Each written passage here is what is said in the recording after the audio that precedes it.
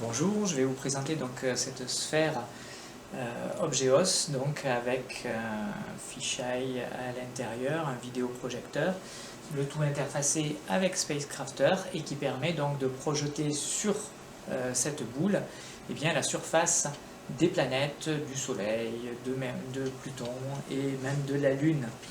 Donc le contrôle se fait avec un joypad et c'est quand même assez pratique puisqu'on a ainsi le contrôle du temps, donc on peut accélérer le mouvement de rotation de l'astre, on peut le diminuer.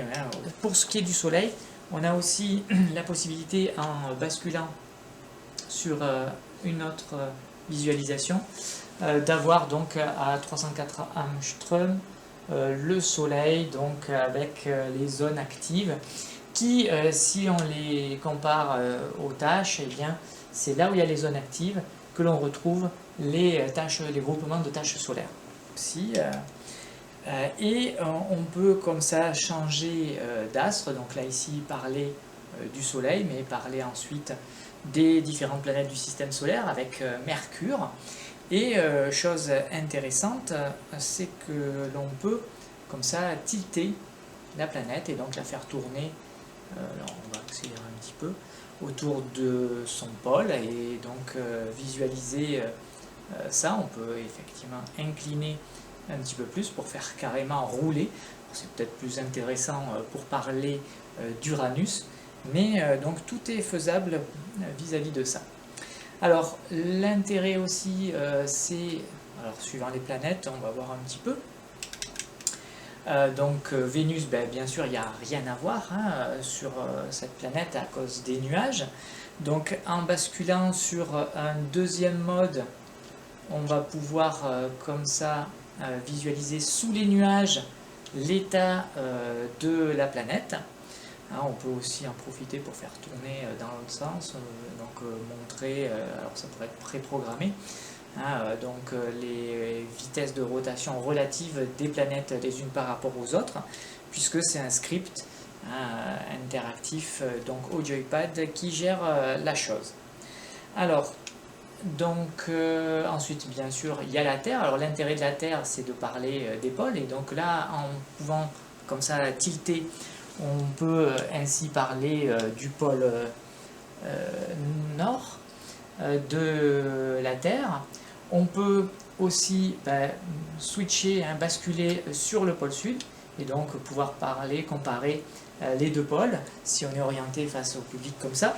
Alors il y a possibilité aussi de tourner de 45 degrés et donc comme ça de vraiment pouvoir montrer certaines parties du globe terrestre à tout l'auditoire qui pourrait se trouver tout autour de la sphère.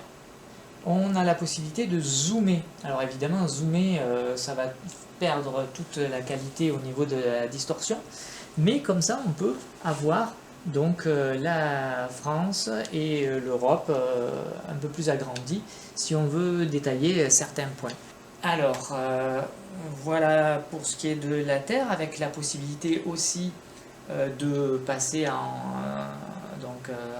sphère vision de nuit, avec l'éclairage des villes. On peut aussi basculer quand on est sur la Terre, donc sur la Lune, et visualiser la face visible comme la face cachée, et donc pouvoir, donc tiens, justement, est-ce que ça marche? Probablement, voilà, face visible, face cachée, et donc c'est intéressant de pouvoir d'un seul clic pouvoir montrer la différence à toute une même partie de l'auditoire. Alors, après la Terre, la Lune, et bien évidemment il y a Mars, la planète rouge. Alors c'est intéressant là aussi pour pouvoir parler des pôles et donc de visualiser le pôle sud de Mars, comme en basculant aussi avoir la comparaison pôle nord, pôle sud de la planète. Mais le fait de switcher, ça a aussi un intérêt assez important au niveau de, voilà, au niveau par exemple du plateau d'Elysium que vous avez ici, qui est un plateau volcanique. Et si je bascule là aussi sur l'autre côté, eh bien on voit qu'aux antipodes du plateau d'Elysium, eh bien vous avez donc un cratère d'impact important. Alors c'est pas pour autant qu'il faut dire bon ben, ça fait un trou là, du coup ça fait une bosse de l'autre côté, hein, quoique on n'en est pas loin, puisque en fait les mouvements donc, lors du choc, lors de l'impact, il va y avoir des secousses qui vont rebondir sur les surfaces et se reconcentrer de l'autre côté, même phénomène que nous avons à l'intérieur d'un dôme, ou si vous parlez à un bout du dôme, eh bien, ça va s'entendre jusqu'à l'autre bout, donc au foyer, à l'autre foyer. Et là, c'est effectivement une reconcentration d'ondes sismiques et qui va du coup probablement et qui a certainement réveillé un volcanisme de points chauds au niveau de ces zones-là. Alors ce phénomène-là que nous avons pour le plateau d'Elysium, voilà. Donc là ici on a le plateau de Tharsis, et si je bascule de l'autre côté, eh bien on trouve à peu près hein, au même niveau la zone des Las Planitia. Donc voilà, le plateau de Tharsis et Las Planitia, hein, vous voyez que c'est aussi à peu près placé aux antipodes. Alors, planète suivante, évidemment, c'est Jupiter. Alors, Jupiter, ce qui peut être intéressant, donc on peut accélérer le temps hein, et montrer que, en fait, si les nuages se retrouvent comme ça alignés, c'est parce que la planète tourne très vite sur elle-même, hein, un tour en à peu près 10 heures. Et donc, on peut comme ça marquer les esprits avec cette utilisation-là. Évidemment, ça permet aussi de parler donc de la grande tache rouge. Alors une autre planète pour laquelle c'est peut-être pas le plus génial, c'est Saturne, puisqu'il manque bien entendu les anneaux. Là encore on voit des formations nuageuses qui indiquent que ça doit tourner vite, et effectivement elle tourne très très vite sur elle-même. Et voilà, et je vais faire comme ça.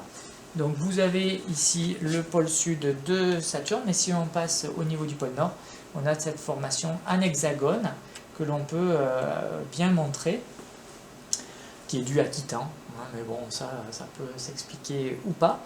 Et donc cette formation hexagonale est très très intéressante, et donc qui se trouve au pôle de la planète, mais dans une structure habituelle de sphère. Si on ne peut pas tilter, eh bien on n'a pas accès à ces explications-là, bien entendu.